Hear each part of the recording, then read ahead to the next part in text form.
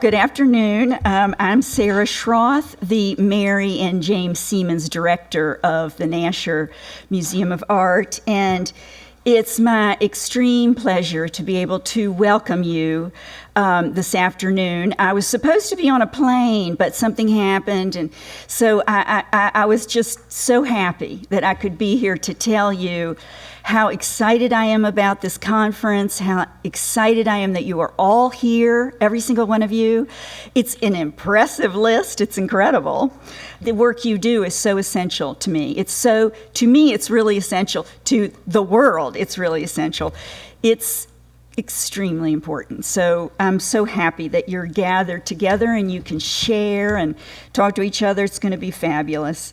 One of my first initiatives was in a staff meeting, I said, well, okay, here are my initiatives, 1, 2, 3. And the one I wanted, first initiative was to start an Alzheimer's program here at the Nasher. We hadn't done anything like this. We really were concentrating on K through 12. So I said this at a staff meeting, and Jessica Ruhle, who is you've probably already met her, but she's our Director of Education and Programs, Jessica said, well, I want to do that too. And so it's pretty incredible. I had an immediate staff member who took this on, and I'm so appreciative to her. And you'll hear from her in a minute because she's going to introduce our speaker. I really need to be able to express great gratitude to some people who have supported us in this specific program. Stephanie Kahn, I wondered if you would just stand up a minute. I know I'm going to embarrass her, I know that, but this is Stephanie Kahn, and she and her husband Doug there's Doug! Doug, stand up, Doug, stand up. Without Stephanie and Doug, this program just would not be here. So we're extremely, extremely grateful to them both. And Stephanie's a gallery guide, and she helps with the program, so she knows a lot about it. And so you'll see her in different workshops and lectures, and just go right up to her and say thank you, and to Doug too. And speaking of gallery guides, we have several gallery guides also in the audience, and I want to thank them for their work and their creativity in making these tours at the Nasher so exceptional. We're a university art museum. We're connected to Duke, a great university. But we're also the only art museum in Durham, the city that we are in. So we're also a community museum. And this is a community program, except, one thing I thought always would be interesting would be that if we connected this program to the medical center, to, physicians who are doing research on Alzheimer's. That's been a little harder than we thought it would be, but we're working on it. We're really working on it, and Jessica's made good strides, and I think that will help all of us, actually, if we connect that a little bit with research. Another person I want to thank is Brittany Halberstadt. Brittany, you probably corresponded with her already. Brittany is you were a freshman, now you're going to be a sophomore. And she works for this program. We've hired her. She's amazing. I had her as a student. She's amazing. And so, Brittany, I want to thank Brittany. And there are other supporters in the room, too, that I'd like to thank. And this daily work could not happen without you.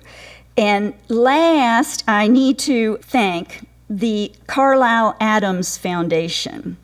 Without their generous support, this conference wouldn't be happening. With their support, we were able to offer some funding for travel and get in some of the best leaders in the field. I'm very excited about this. It's a really great thing to get you all together. And I know it's going to be exciting, and I have just a little tiny word to say. Find a friend, find a mentor. If somebody had said that to me when I first attended my first director's conference, that would have been useful. But it's true. I mean, it's all about networking in this world. And, we learn from each other, we help from each other, so don't be shy, just go up to somebody and just say, I want to be your friend, and then, So I'm going to turn it over to Jessica now. Jessica, and thank you, Jessica. I'm so proud of you, very proud of you. Thank you, Sarah. I am Jessica Ruhle, the Director of Education and Public Programs here at the Nasher. As we thank people this afternoon, I especially thank Sarah for her leadership and support. As she discussed from the very beginning of our Reflections program, she has pushed and encouraged for this to continually grow and expand, for which I am very grateful. Like Sarah, I am thrilled to welcome all of you to Durham and to the Nasher. I'm looking forward to spending the next few days together getting to discuss the work that we do. So many times when we attend a state or a national conference, the sessions on accessibility, there might be a handful, but they don't necessarily refer to those with dementia. And so having the opportunity over this week to really be able to spend that time together and to have the conversations around best practices and future plans is something that I'm so excited to do together. And like Sarah, I'm grateful for our donors who have made this time together possible, to Doug and Stephanie, to Dave and Emily here from the Carlisle Adams Foundation. Without your support, we wouldn't be here today. I also want to thank Brittany. You will all enjoy meeting her this week, and truthfully, this week would not have happened without her hard work over this past year. We recently had an African musician working as part of one of our Reflections tours who said, if you want to know something, hang out with older people. They will bless you with their advice. Our first speaker is a man who knows and appreciates the gifts of older people. Damon McLeese has served as executive director of the Access Gallery in Denver for the last 20 years. He works with organizations to address issues of culture and creativity, challenging long-held notions of access, as well as ability and disability. Damon was the 2015 recipient of Denver's Mayor's Award for Innovations in the Arts and the 2017 Governor's Award for Leadership in the Arts in Colorado. We are delighted to hear him speak today. Please help me welcome Damon. Thank you. All right. Okay, so I had to bring my cheat sheet because make sure the slides are in order. First of all, thank you. I am truly honored to be here today. I've never been to North Carolina. So far, I like it. Very, very friendly people. The gentleman who drove me over on the bus today from the hotel, I had to get here early. He's like, you're really early. I'm like, yeah, I know. But if I sit in the hotel room any longer, I'm going to get very nervous. And you don't want me to be nervous. So he's like, I could drive you around a little bit. I'm like, okay. I'm like, yeah, that's great. And he kept talking to me and showing me, the East Campus and the West Campus. And it was really actually quite lovely. I felt very much at home. So thank you again for having me. I am still not entirely sure how Jessica got a hold of me, but I am so grateful that she did. I'm like, okay, we can definitely do this. I'm going to tell you a little bit about myself and tell you a little bit about my presentation style because I am not a lecturer. If I start lecturing, you're going to go to sleep, okay? You're not going to get a lot of numbers. There's not going to be any text on the screen. So just sit back and relax. I do tend to tell stories. And I promise you that the stories all sort of intersect at one point or another. Okay, so linear is not a word that's ever used to describe Damon, okay? So we're not going to go from point A to point B, okay? We're going to go to point A to point maybe L or M, and then we're going to come back a little bit, okay? But just to kick this off, I'm going to tell you really how I feel about being here. And let's see if this works. Yes, it works. Okay. I am so happy to be here. I really am truly blessed to have the job that I've had for 20 years. I've been able to go around the world and all around this country, and I don't have a formal arts education background at all. In fact, when they hired me, one of the questions was, are you an artist? And I could honestly say, no, I am not an artist. Okay, I've not taken any formal art training ever. I was sort of thrown into the fire and it stuck. I truly found a home. I want to talk a little bit about this piece of art because it sort of encapsulates how I got here today. So about 5 years ago, maybe 6 years ago, is The lady from MoMA still here? Yeah, oh, there you are. Hey. So about 5 years ago, I got a little funding to go to MoMA for the Meet Me at MoMA training. Okay? And at that point, the idea of Alzheimer's and memory care and dementia was not even on my horizon professionally. It just didn't dawn on me that I would ever be doing anything with people with Alzheimer's or dementia. We were a youth-based program where we were doing school-based programs for kids with disabilities. So the idea of dementia, the idea of Alzheimer's, on a professional level just wasn't on the horizon. But looking back now, it hit me very personally while I was in New York. My mom had just moved into an assisted living center. Actually, she was in an independent living center at the moment, but I was getting calls. I'm in New York, okay? And I'm like living it up. I'm at MoMA, I'm like kind of digging it. And I'm getting calls from the center saying, you know, your mom has a urinary tract infection, your mom did this, your mom did this. And I'm there for what, 3 days? And I'm like, okay, wow, what can I do from here? And it was really sort of a harbinger of things to come. I'm gonna talk a little bit more about my mom here in a minute, but while I was at MoMA, I learned something about myself. And what I learned and what I realized is I learned so much from you all. So I'm here talking about things that I'm passionate about, and that includes all of you. Because museums have been my education. Again, I've never had a formal art class. Well, actually, I take it back, in college. I didn't go to Duke, sorry. I did have an art history class, and I think I got a C. So, you know, that's kind of my background. But every time I go to museums, I've always loved museums because I learn. And I remember the one thing that I took away from the Meet Me at MoMA training was just go sit in front of a painting. So, like I said, I got here really early, okay? And I just went and sat. There's the, what's the artist's name in the main gallery? I just sat there and I got to know one of those paintings. And it was so lovely because how often do we go into a studio or into a gallery and we read about what the artist intended? I never do that anymore. I just go in and sit with the painting. And I was getting a little nervous, yeah. My friend from the shuttle bus had left me and I was getting a little nervous, so I needed to calm myself down. And the artwork just spoke to me. Obviously it was contemporary, obviously it's very colorful, so kind of right up my alley. But getting back to this piece of art is sort of a combination. The first time I ever saw stickers used as art materials was at the MoMA training. And I love that idea of collaborative art. We do a lot of collaborative art because the students that I work with are very similar to some of the people that you're going to be working with or that you do work with.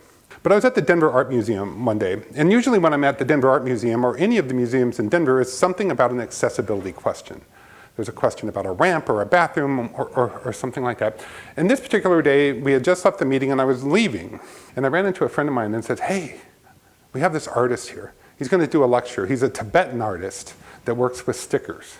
So he's kind of got this Buddhist thing going on and he's kind of talking about stickers. And I remember the MoMA thing, I'm like, okay, who is this guy? His name's Gankyar Gyatso. And so I had a choice. Right then and there, I had a choice. I could go back to the office and work on a final report. Okay?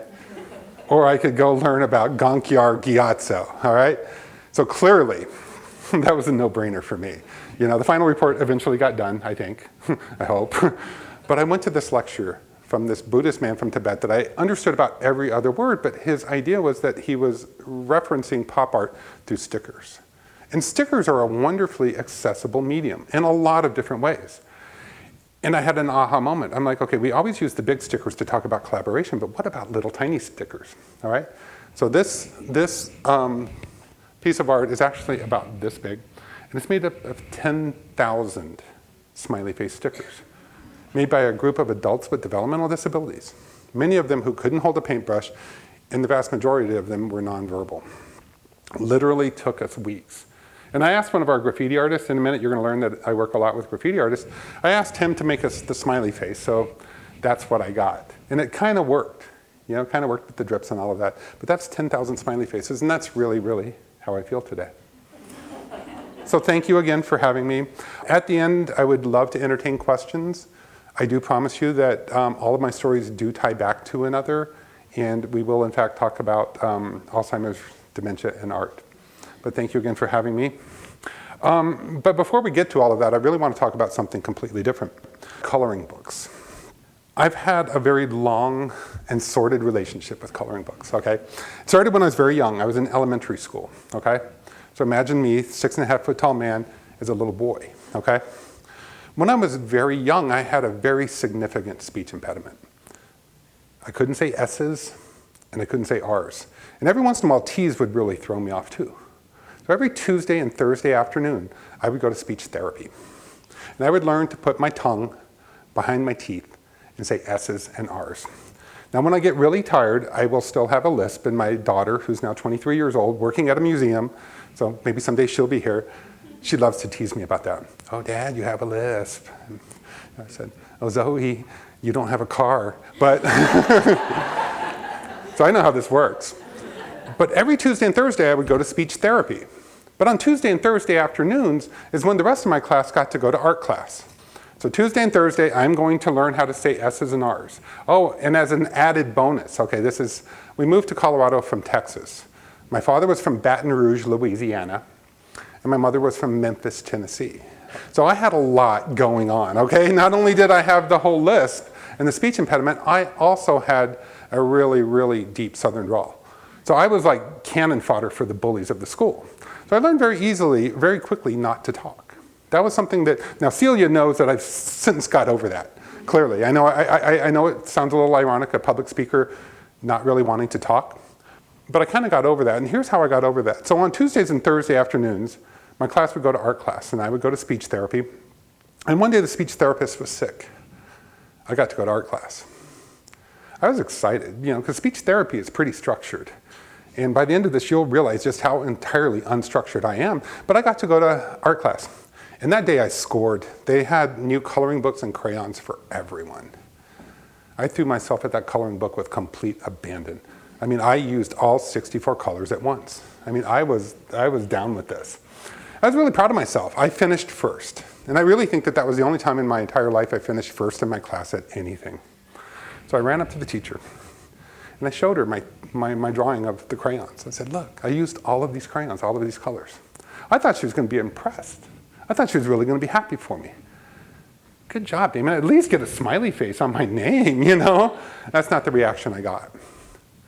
So a lot of you are already shaking your head because you know what's coming. All right, Damon, you didn't stay within the lines, right? Okay, I didn't stay within the lines. Your desk is a mess. Go clean it up. So I was crestfallen. I really, really was. I was like, dude, really? I didn't get the memo about the lines. I promise.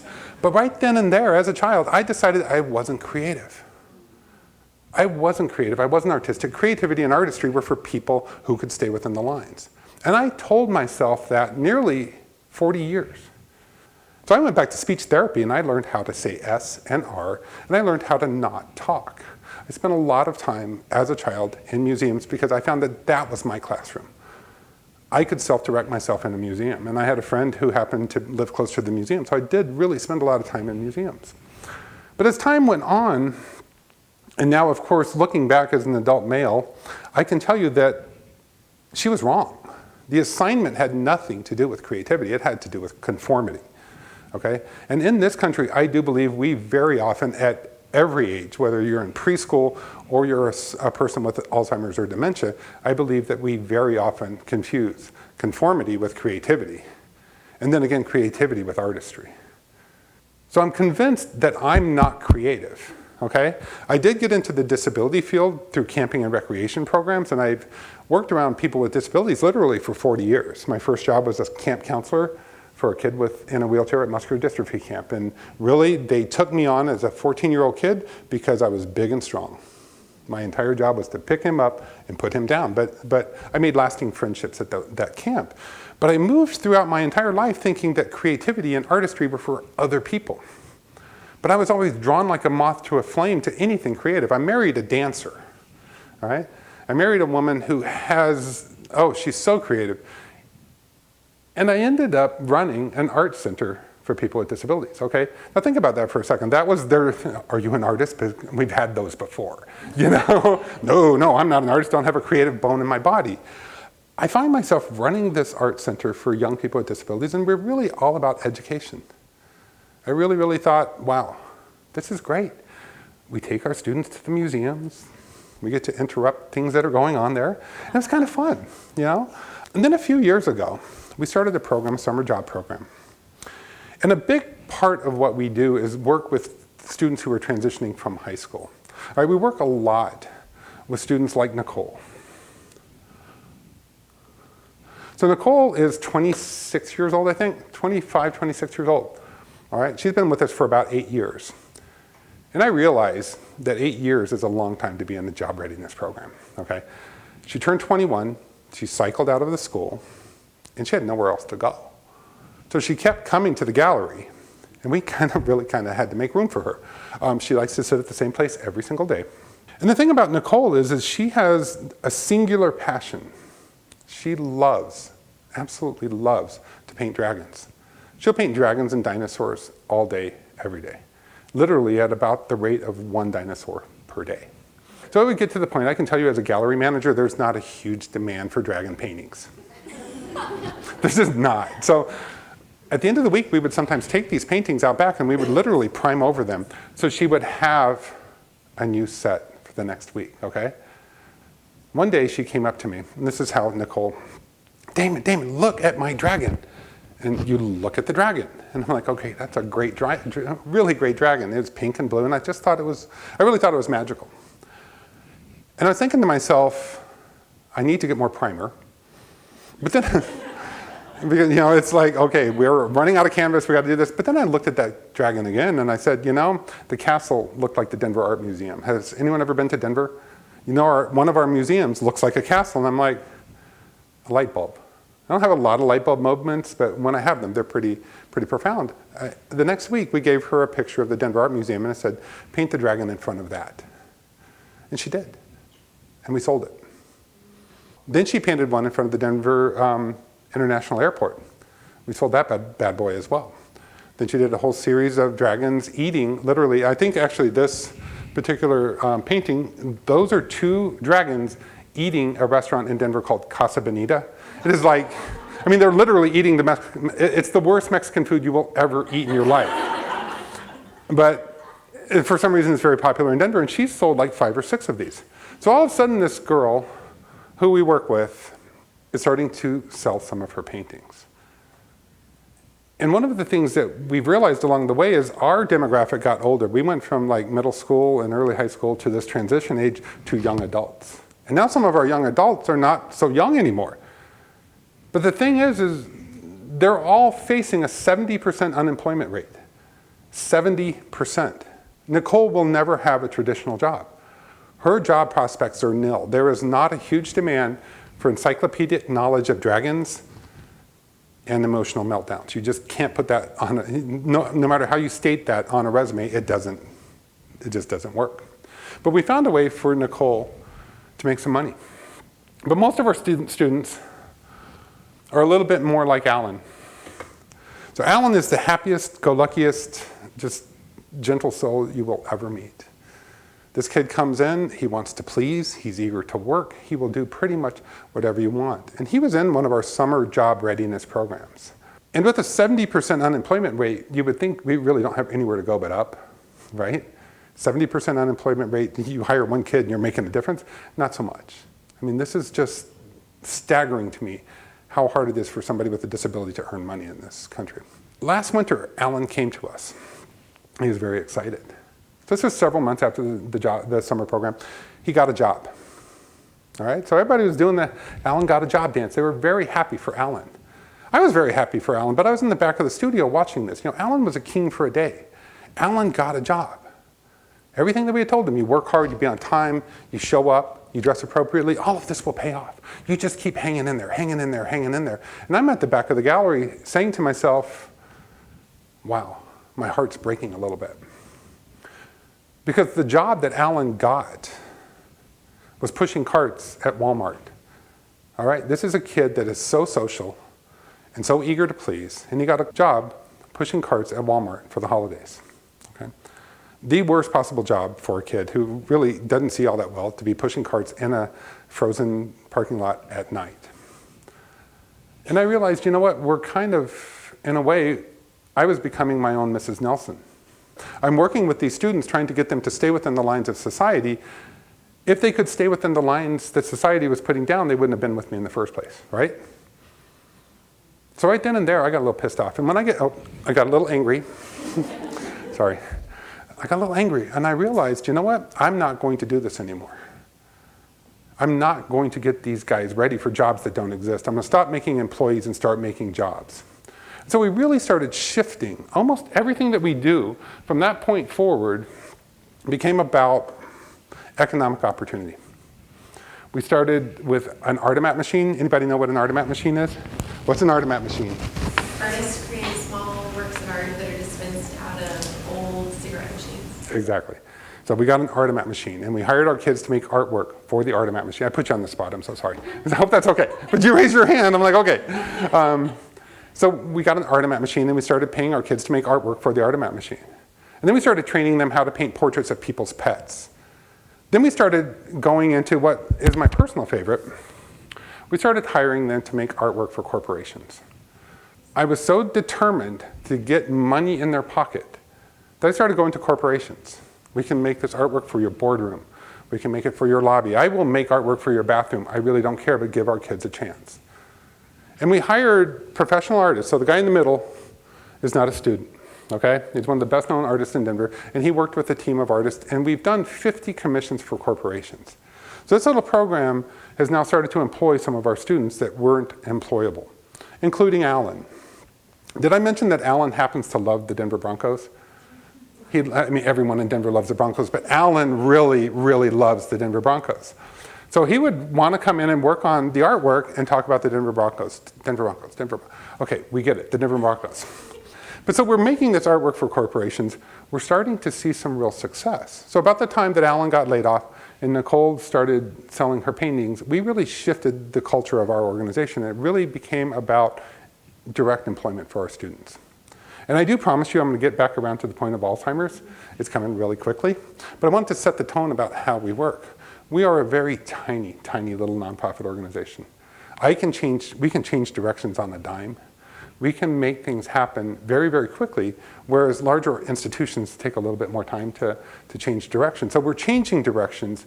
I'm really feeling like we found our groove. You know, that sort of 18 to 26, well, however old Nicole is now, age range is really sort of our sweet spot.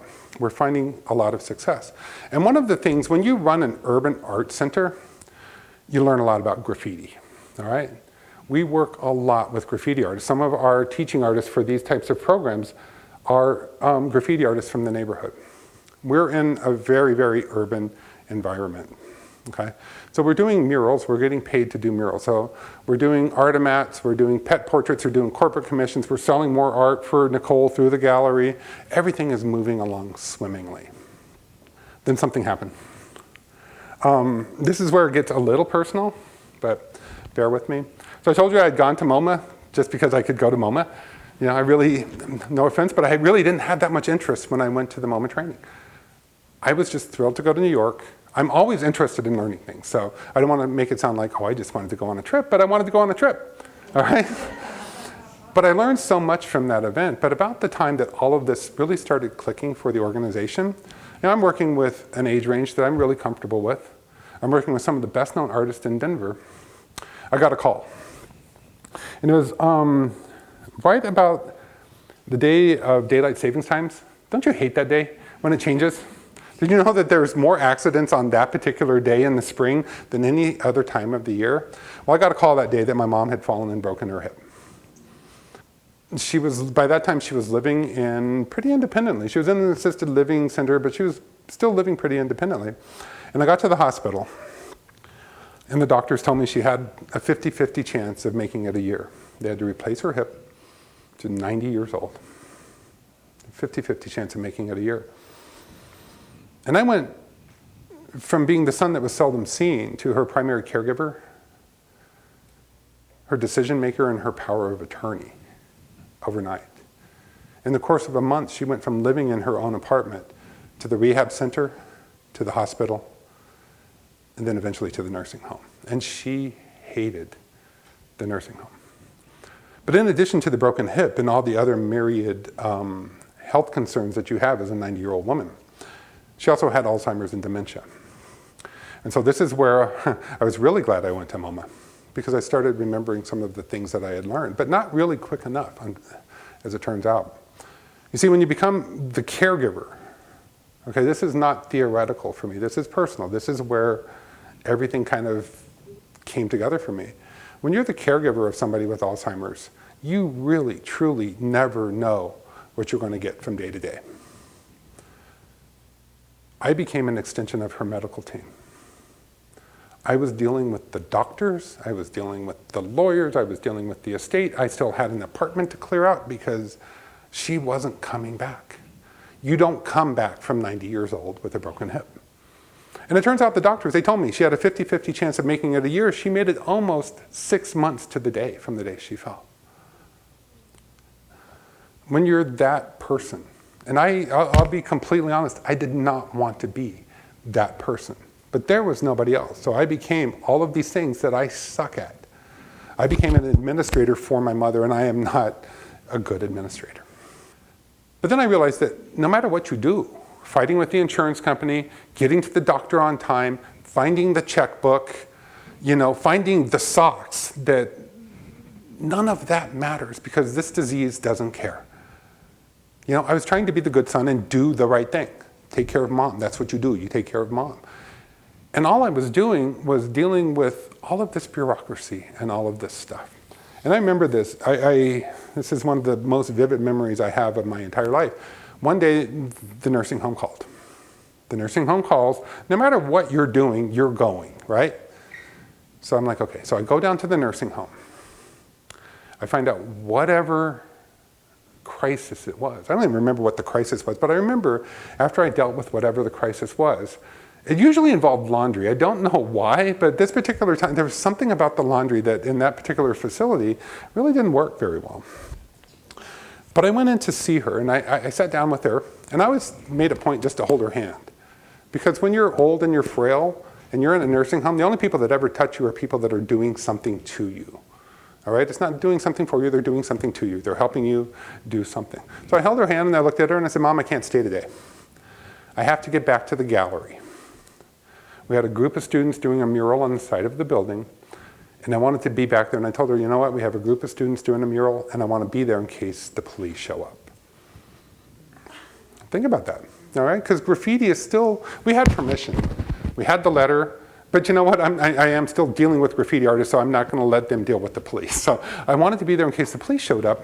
And she looked at me, and she said, you know what, I really wish I could come with you. I'm so sick of doing coloring books, I could just spit. And for my mom to say she could just spit, that was a pretty big deal. But it dawned on me that the coloring books she was talking about weren't the cool coloring books from Barnes & Noble. Her only creative outlet at that time was children's coloring books. And that really, really pissed me off. And I realized, we spend millions and millions of dollars trying to take care of people at the final days of her life. And this is the best that we could do. And that really, really bothered me. And I got back to the gallery, and it still bothered me. And it bothered me a couple weeks later when she finally did pass. She made it about another 2 weeks after that conversation. That was one of the last coherent conversations we had. One of the last times I saw her, she didn't recognize me. So the other thing about Alzheimer's and dementia is crisis can accelerate it. And I don't know if that's been anyone else's experience, but she went downhill fast. It wasn't even a hill, it was a cliff. And it was, when she did pass, it was a relief, I'll be honest, it was a relief. She didn't want to live anymore. There was nothing left that anybody could say or do. We hadn't had a meaningful conversation. Well, other than the coloring book conversation. The coloring book thing just keeps coming back up. But other than that conversation, it had been a long time since we had had a meaningful dialogue. And then one day I got to thinking about it. And I realized, maybe it wasn't the coloring book. Maybe she really was interested in the graffiti. Maybe she still had a little rebellious streak left in her. Maybe she did, I don't know. By this time, we had gotten pretty good at making murals. The mural that I was in such a hurry to get back that day has become one of the most photographed murals in Denver. We got paid to do it. We were really sort of moving on it. And I got back, and the artist to the right with the sunglasses, his name's Schroth. He's one of the best known muralists in Denver. And a couple weeks after that, after my mom had passed, I was still thinking about this, and I asked him, I said, would you be interested in doing graffiti with people with Alzheimer's? He didn't hesitate. Yeah, I would love to do that. When do we start? And if you think about it, people with Alzheimer's and people who do graffiti actually have quite a bit in common, right? They're misunderstood. They have stereotypes put upon them by society, not by their own making. And at the end of the day, they really, really just want to be remembered, right? They want to leave their mark on this world. So he said, yeah, I'd be happy to do that. When do we start? Full disclosure, this is a kid that had been, in fact, arrested. He had many, maybe not many, he'd had a few run-ins with the police. And this was how he was making his mark on the world now, as he had left the illegal tagging behind and he was working for us, teaching people how to do graffiti. So he was game, he was ready to go. And then I thought about it, really, what is the connection here? Because really, I don't think it was the coloring book. I think, yeah, she would have done anything to get out of the nursing home that day, but I really wonder if it was something left to do with that fear. The fear that she was going to be forgotten, the fear that she was not going to be remembered, the fear that her mark on this world was going to go with her. I believe, I truly believe this. The people with Alzheimer's know what is happening to them. I don't think there's any question that my mother knew what was happening to her. And it was slow, and it was painful, and it was very, very frustrating. You know, it's hard enough on the outside. I can't imagine what it would have looked like from her perspective. But the more I thought about it, the more I realized that graffiti artists and people with Alzheimer's really do have an awful lot in common. In fact, one of the very first known graffiti artists, this was Taki 183. His entire purpose, the only reason that he existed, was to leave his name in all 5 boroughs of New York City. So the Taki 183 was his initials, 183, he lived on 183rd Street. His whole thing was to leave his mark in all 5 boroughs.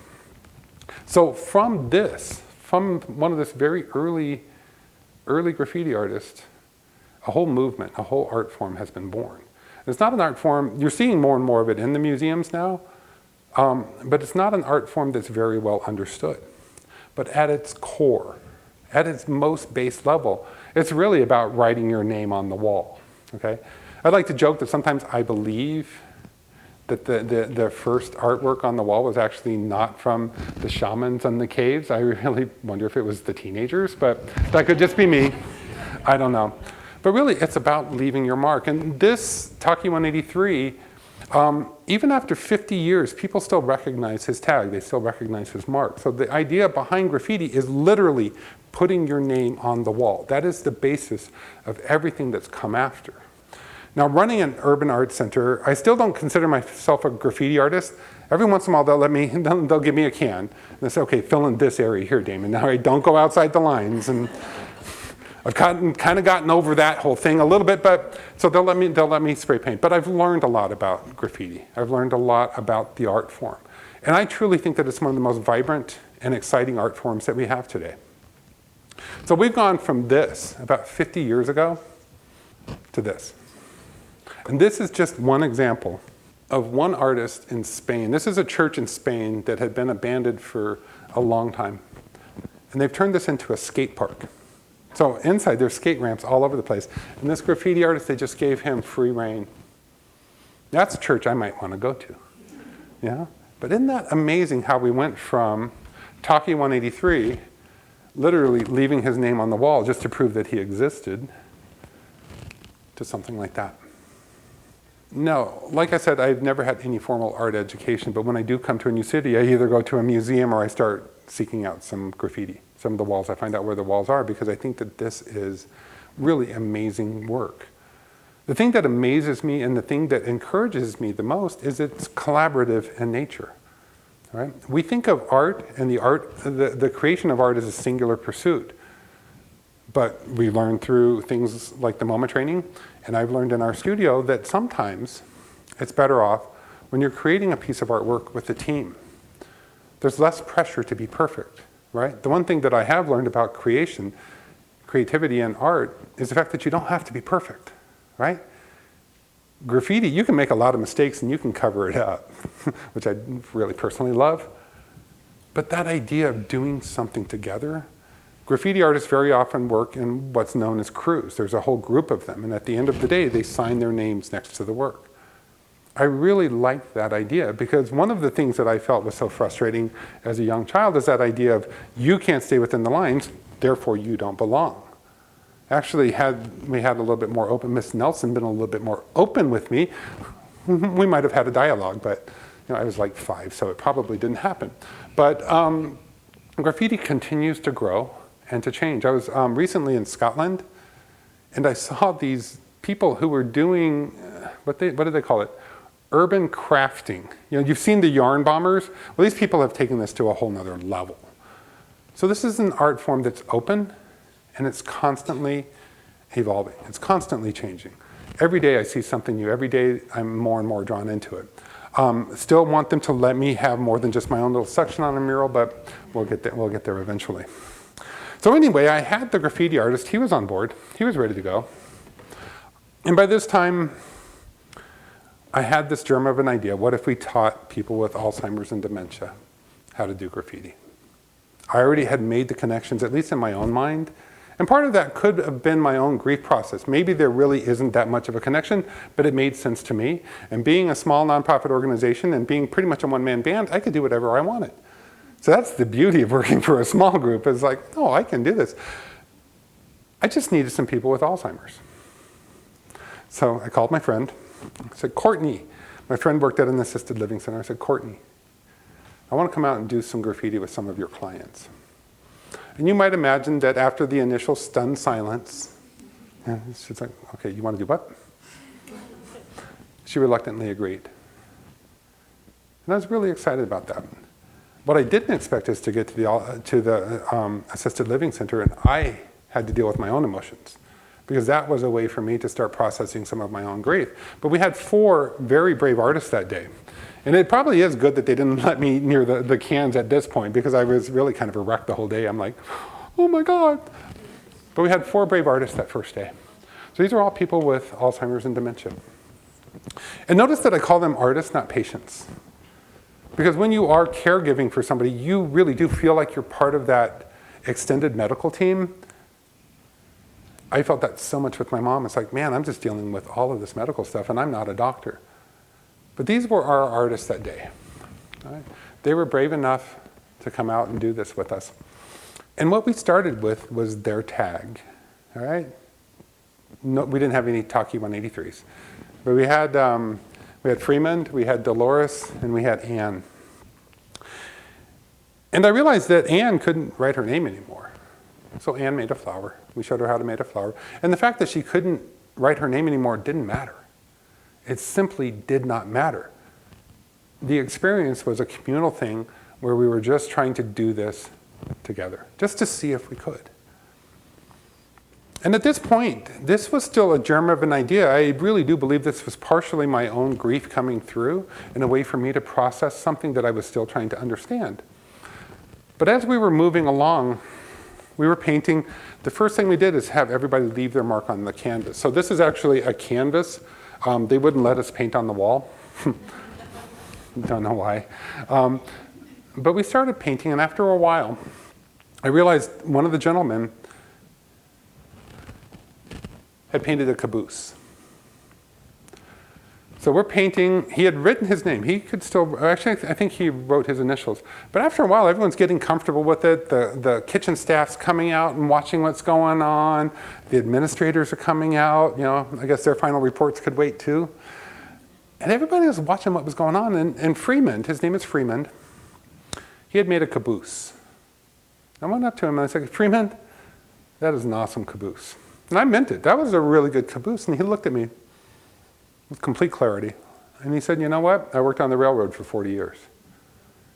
And some of the people that were there that day that worked with him, the people that fed him, that bathed him, that clothed him, it was clear to me that some of them did not know that about him. All right? Now, I'm not standing up here saying that every time we do graffiti with people with Alzheimer's, we open up some mystical channel, but sometimes we do.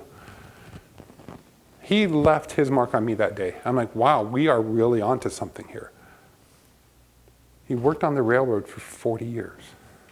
That's pretty impressive just in and of itself, but the fact that the people around him didn't know that, and we were somehow able to just see, for a brief moment, the person who was no longer the patient. So this day was very successful, and as I said, this particular day, I really was just more an observer. I had the camera, but I was kind of a mess. I'll be real honest, I was a hot mess. This was not too terribly long after my mom had passed away, and I'm like, okay, we did this. I thought I'd get it out of my system, but it kind of didn't. Because I kept remembering Freeman. I kept remembering that look in his eye. Yeah, I worked on the railroad. It's like my mom, because when she told me I'd rather go with you to do graffiti than do another coloring book because I'd rather chew off my arm, that was pretty clear for her. So there's something about that creativity, and it doesn't have to be graffiti. It could be any number of creative outlets for these people. But somehow, some way, we're able to touch into something there. And I personally believe that it has something to do with the fact that we're teaching them something new. That we're not asking them to retrieve a memory. So in the course of 20 years, running an art gallery for people, or running an art program for people with disabilities, I've learned a few things. I've taught people who are blind how to take photographs. Taught people who are deaf to dance, and we had a program for a while where we had people with spinal cord injuries that didn't have the use of their arms, and we taught them how to paint with their teeth. But in all of that experience, I mean, I've done some really crazy things because, again, we can. There's nobody telling me no, so I love to push back against assumptions. I had never thought once about how would we do something with somebody who may not remember. Up until this point, we had done one day with Freeman and his crew. I knew we were on to something, and I thought, what if we do more? But how do you program something? So this is the programmer hat, okay? How do you program something for somebody who may not remember from week to week, or day to day, or sometimes even hour to hour? So that's the other really beauty part about graffiti. It's immediate, right? You don't have to let anything dry, right? In Denver, they have this thing called Art Tank. It's kind of like Shark Tank, but it's for art. And I'm like, okay, well, let's see if they would fund us to do some more of this programming. Even though our primary focus was still the young people like Alan and Nicole, what would they do? Would they fund us? So we made a pitch, and we got a little extra funding. And the first several sessions that we did were just the same way that we set up the first time when we met Freeman. We'd set up a 2-hour block of time. We'd have them come to us. It was easier for them to come to us, oddly enough, because usually they had transportation. The first one we did at the Assisted Living Center was a little bit more challenging, but when they started coming to us, we have an art studio. We are ready to go. We discovered something called water-based spray paint, okay? I love water-based spray paint, because you know what? The big mask, the big respirator, that regular spray paint, that's nasty. That's like there's just some really nasty chemicals. The water-based stuff has a heavier propellant, so the nasty chemicals, they go down instead of up. So we discovered that. We met some really, really incredible people along the way. But after that first session, the thing that I felt was missing was the caregivers. The people that were there that day were paid to work with Freeman. They were paid to work with Ann. They were paid to be there. And the thing that I really thought was important is to get this idea of including the caregivers. So our first 3 or 4 sessions, when we got our first grant sucked. I mean, it was a tiny little grant. I think it was like $2,000. But we made it a point to include and invite the caregivers to come down, because I knew, firsthand, I knew that they needed a break from the constant care, the constant just what's going to happen next. So we started doing these little 2-hour sessions at the studio, and we got all sorts of wonderful, fun people. We had a local news station come down, and it was really, really pretty an amazing experience to see this little germ of an idea that was really a response on my part to grief become something that is actually quite interesting when you really think about it. These people come down with no expectations, none. Sometimes they have a choice, sometimes they don't have a choice, but when they come down, they're pretty open to try anything. And if you really think about it, it's society that's putting across the idea that older people may not be interested in learning something, or people with Alzheimer's may not be interested in graffiti. Where is that written? It's not written anywhere. And what I found is this is a particularly open, they will do pretty much anything because it's so much better than sitting around doing coloring books, I imagine. But we learned that by including the caregivers, we started building some community. We started seeing some things, not only from the caregivers' part, but we were all able to just take a break. And when you're in that constant crisis mode, taking a break is so very, very, very important. One day we got a call. This is Lester Holt from NBC News. Okay. And actually, it wasn't actually him, but the guy who called sounded a lot like him, so I pretended it was. But they wanted to do I can do that, right? They wanted to come out from New York and do a story on our Granny Does Graffiti program. All right? I'm like, okay, sure. They're like, we want to come on Thursday. I'm like, okay, but we don't do that on Thursday. We do graffiti on Monday. All right? So I got, my lines were getting a little bit up. I've got a little bit structured. And I thought that through, and I'm like, you know what? If they want to come on Thursday, we'll make it work on Thursday. And it wasn't like this Thursday. It was they gave us a little bit of warning. So I called up the group that we were working with. I said, can you come on a Thursday instead of Monday? They're like, sure, we can come down. We can make this work. I'm like, good. I'm really glad you said that because Lester Holt's coming. And we set this thing up, and I really honestly wish I could take credit for this, but this was a happy accident. Remember Alan? So on Thursdays, Alan is in the studio. All right, he's not there on Mondays. So our regular Nicole and Alan and all the students that we normally work with, we're not seeing the people with Alzheimer's and dementia. They were on 2 separate days. We have a very limited space. It wasn't anything like I was trying to keep them apart, but as a programmer, you're like, okay, Monday we have 2 hours, let's do it then, boom, boom, boom. But on Thursday, when Lester Holt decided to come, he didn't actually come. He sent one of his minions, but it was still cool. Alan was in the studio. Blue and white and orange blur vigorously racing up the walkway is Mary Good, a grandmother of 35 who loves to leave her mark. I really love to draw. Usually with a paintbrush or pencil. When we were kids, she would write our names on our lunch sacks, and it was always in a very artistic manner. I am not expecting the Mona Lisa, okay? I'm not expecting a masterpiece. Lately, she's flexing those art muscles through the Johnson Adult Day program, which helps those battling memory loss. Mary has been diagnosed with Alzheimer's. My daughters brought me down here because they could see a sadness that I had. Through art, her sadness is erased. But who could have imagined Oh, look at you, Mary. her next canvas would be a wall? Keep going, keep going, keep going. Is that enough? Demographically speaking, these seniors do not fit the profile of a graffiti artist. Let's see, that's too big. Yet armed with water-based spray paint, they're defying stereotypes. It's a new idea at the Access Art Gallery in Denver called Granny Does Graffiti. What's it like seeing your mom do this? Oh, it's so fun. The idea came from Damon McLeese, whose mother had dementia. And my belief is that by introducing something new, sometimes that opens a different channel or a different pathway in the brain, and we get a glimpse of the person that's still there. For Mary, her initials, MSG, trigger thoughts of her high school, which had the same initials. It's also my school was Mount St. Gertrude. It's just doing so much more for her than just plain old painting, you know? It's bringing back memories. I think this is a lot of fun. Which means Mary can continue to leave her mark. Joe Fryer, NBC News, Denver. So it wasn't Lester Holt. I know I got your hopes up, but this guy was actually really, really cool. He was very, very nice. And that story kind of encapsulates what we had learned up to that point. As I mentioned, I don't think Nicole was in that day, but Alan was in that day.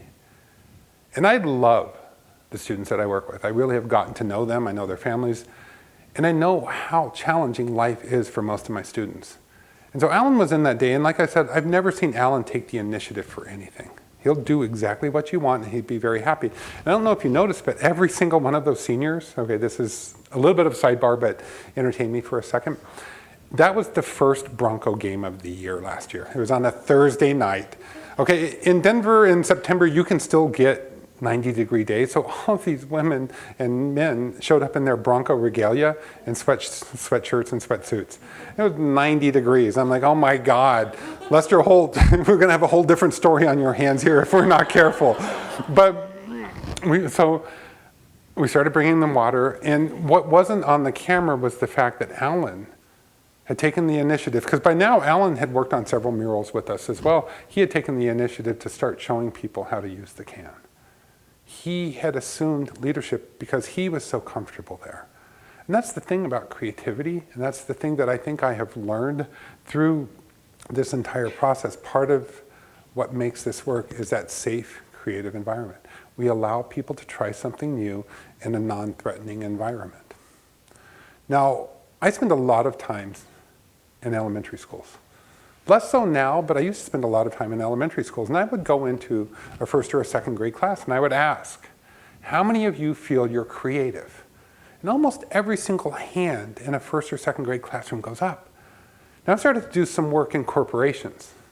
Every once in a while they'll let us go in there and do an art project with them, and I ask the same question. How many of you think that you're creative? And usually less than half the room raises their hand. So that got me to thinking about creativity. So either half the people in the room were in my elementary school class with Miss Nelson, or we've all had similar experiences. And as we get older, some of the lines that we come up against seem to get thicker and blacker, right? It's harder and harder to go outside the lines, and we forget that there's 64 colors in the box. We tend to go back to the same 5 or 6 colors, right? And I think that that's what we assume about people who are maybe a little bit older or might have Alzheimer's or dementia. We assume that they're pretty rigid. And what I have found that they're really not rigid at all. I don't think they have anything left. And I do believe that there is a certain element of that we're doing something a little naughty, okay? If you hang out with old people, every once in a while, you're going to realize they're still pretty rebellious, right? They're still a little bit rebellious. I put that photo in just because it's beautiful. I just love the look on her face. She came with her daughter, and they had more fun. They were laughing. They were just having a great time the entire time that they were there. But to go back to the Broncos and Alan and the heat that particular day, she was making her tag, MSG. So we always start that with the MSG. And that particular day, and this is where I cannot take credit for being brilliant, I can take credit for being lucky. Another piece of my puzzle fell into place. I realized that we could hire these students to work with this population. So we have a multi-generational thing where people are learning about a very dynamic and creative and I think exciting art form. And we get to do what I like to do best. We're pushing back against society's assumptions. So it was like the trifecta for me that day, but I still wasn't satisfied, okay? We're still doing 2-hour blocks of time. We come in, we do the same thing. All right, we're gonna teach you how to make a tag. We're gonna talk about the spray can. We're gonna make sure that everyone understands to point the spray can away from yourself. Okay, that's really an important lesson. We usually start with that one. But at the end of the 2 hours, we're not doing anything really elaborate. So in closing, I'm gonna tell you about what we're doing right now. We have, after our first funding, and now I can show them the Lester Holt piece. We've actually had a couple local news stories that have gone off very well. But we got another additional group of funding to work specifically with the Alzheimer's Association of Colorado. And we have had the same group. This is truly a group of grannies. There are 6 women that have been coming to us. I think we have them scheduled for 6 sessions, and they're in their 4th or 5th session. So we're building, sometimes we don't even say, do you remember? It's not a good way to lead, all right? Do you remember what we did last week? So I got Rata and our students not to do that, but every week we set up with a different activity. One week we took a tour of the murals in the alley because I'm in the really lower downtown area of Denver. There's some fantastic murals. And then we worked on our own tag and we made sure that everyone had a tag that they were happy with. Whether they could remember it the next week or not didn't matter. So they keep coming back to us. And one day we had a local film crew come in. We're very popular. You know, I think we've had more film crews about Granny doing graffiti than we did in the previous 20 years. So I have to work on that. But we had a local film crew come in, and we have one of our participants, her name's Betty. And Betty's a flirt. I mean, Betty likes to flirt. That's just kind of Betty's thing. Oh, how are you? You're so handsome. For a while she was flirting with me, and I'm man enough to say I kind of liked it. I'm okay with that. But the guy with the camera, I mean, the reporter, oh my God, tie. I mean, this is model dude. And I'm a lot of things. I am not a model, but she was like, boom, to him. I thought, man, they're going home together. I don't want to know. But this is just who this woman is. And the woman that brings them down, their caregiver, she's like, yeah, Betty's a flirt. She just loves to flirt. That's just part of who she is. Well, last Monday, well, what's today, Wednesday? So 2 days ago, they came in, and we were working on doing a mural. And if anyone's interested, I'll show you a couple of the pieces that we were doing. This is sort of the pre-graduation before we do a bigger mural. And they've decided they want to incorporate dragons into their mural. I don't know where that idea came from. But anyway, Betty came in, and as soon as she walked in the door, I knew something was wrong. There was that look. She was afraid. There was something that was making her uncomfortable. And I recognize that look from my mother. I recognize that look now from time and time and time again. But Betty walked in, and there was something that was not, I mean, she was just really not having a good day. I'm like, oh, okay, this is going to be interesting, because up until this point, we've been fairly fortunate. I mean, we see these people for a couple hour blocks of time. You really don't get to know them like I know Alan, but I knew. And I just looked at her. You're okay. We got her situated. And this is the beauty about what we do, is it's a team effort. They're all in this together, and nobody has to do anything that they don't want to do, but we sat them down outside on the wall that we were working on, and we were explaining what we were going to do, and we demonstrate a lot. And I kept watching her. And you know, anyone that know, how many of you know that look? You know what I'm talking about, right? It's a little freaky, isn't it? It's like, okay. Because you know there's something going on that's making her that incredibly uncomfortable.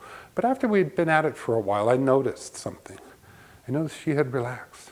She wasn't breathing as much, as quickly. She wasn't looking around like, oh my God, the sky's falling. She just sort of fell into that routine. Just sort of got a little bit more comfortable. And at the end of the day, we finished up what we were doing, and they were all leaving. I said, okay, bye, Betty. And she turned around and she winked at me. And I was like, okay. At the beginning of the talk, I told you I am not a lecturer per se. I'm a storyteller. I'm also not a researcher. I can't give you the numbers of why this is working, but I've seen it firsthand.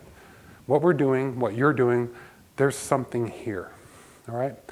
The one thing that I do regret, I regret that I left that day to go back to the gallery. I wish I would have sat down and just colored with my mother. I didn't have that, but from there, some really amazing and interesting things have happened. And I told you early on that I convinced myself that I wasn't creative and artistic, right? So I know that sounds really odd while you run an art center, but I was convinced for the longest time I wasn't creative or artistic in any way. And the best I could do was draw from the things that you all in museums would put up on the wall, because that was my art education. But as my mom was in the final months of her life, I started drawing. I started creating because I needed something I could control. So now I'm not ready to say I'm an artist, but I am really ready to say I'm a creative. And the best part of my job is I get to share that excitement about creativity with everyone from preschoolers to people that are in their 90s. Actually, we had one guy that was 100. So I want to encourage you, if you will, just remember, it's really never too late. Thank you.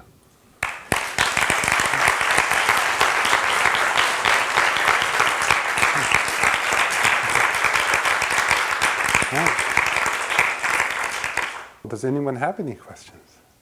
Come on. All right, there we go. So they came once a week? Mm-hmm. Oh, okay. That's a lot, yeah. Yeah, well, we had them for 6 sessions, the group that we're currently with, so they have one more session. Yeah.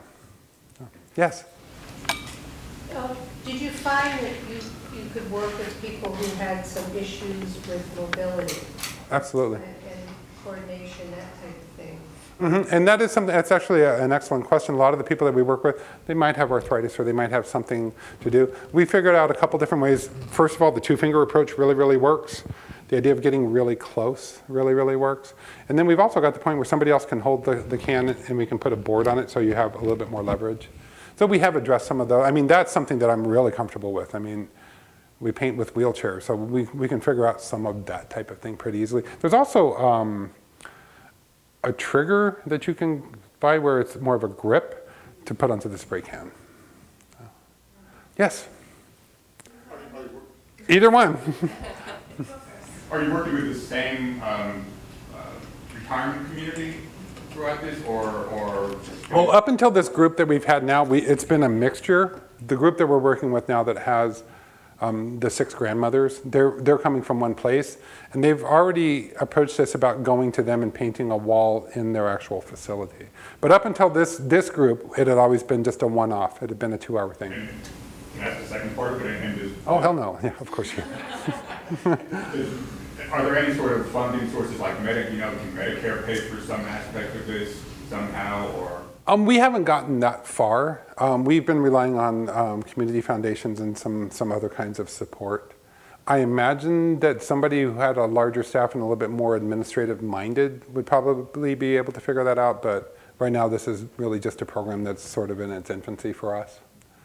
But funding's always an issue, but yeah, thank you. Yeah, so way back in the beginning of your talk, when you were first talking about your coloring book experience Yes. in school, you mentioned that conformity and creativity were confused, and then your next sentence was about creativity and artistry. Yes. And I was wondering if you could elaborate on that, please. Yes, I personally believe that those two things are very often, creativity and artistry are different things. And I think that what I confused as a young child was my coloring book piece wasn't artistic. It didn't have the aesthetic that somebody was looking for. Personally, I believe I am creative off the charts. I really suck at being an administrator. I have been white knuckling it for so long just to be around all of this creativity. So my belief is that creativity is sort of that essence, that drive to create something. And it doesn't have to be pretty. I've been making artwork now for 2 years that nobody other than my wife has ever seen. But that drive just to control the environment. Artistry, to me, implies mastery. You're working towards something, a skill building. Yeah. The very simple act of creativity, I believe, is just let's experience this. And we can learn so much by just being open to the idea of creativity. Let's see what happens. Let's see what happens when we give him a spray can. He took over. He was like, okay, I'm in charge here. And he was making color selections and all of that. But to me, that's the difference between conformity and creativity we all understand through the coloring book. But to me, when you're starting to get into artistry, you're talking about skill mastery and those types of things.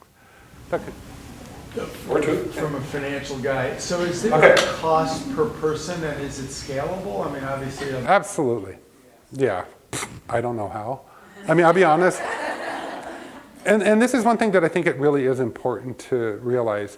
I have one employee. So my job, quite honestly, is to hustle. I don't know if it's scalable. I imagine it's scalable. If we ever wanted it to get bigger, we would have to obviously get more funding.